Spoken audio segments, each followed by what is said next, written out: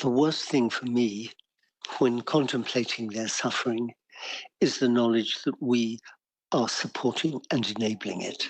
What do you mean?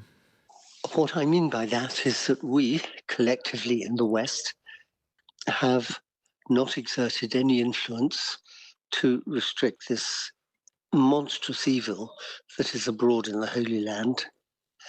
And I think history will judge us harshly. History will indeed judge the UK and its allies very harshly. What they are proposing at the moment is too little too late. They're putting sanctions on a few individuals and a few settler organisations. They're not even proposing to put sanctions on the politicians that are behind this genocide. They're not searching for war criminals amongst British citizens who've been out in occupied Palestine serving in the Israeli occupying force.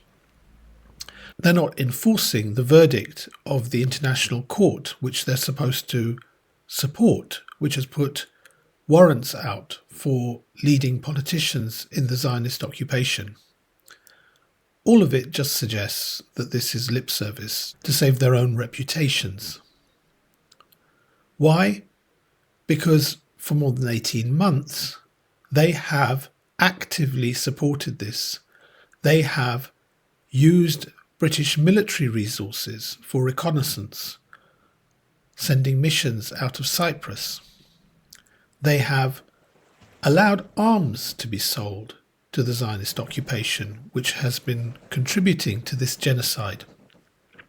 And whenever people have levelled accusations of war crimes and genocide at the Zionist occupation, they've kept repeating the mantra, Israel has the right to defend itself, giving political backing to the Zionist occupation for the crimes it's been committed.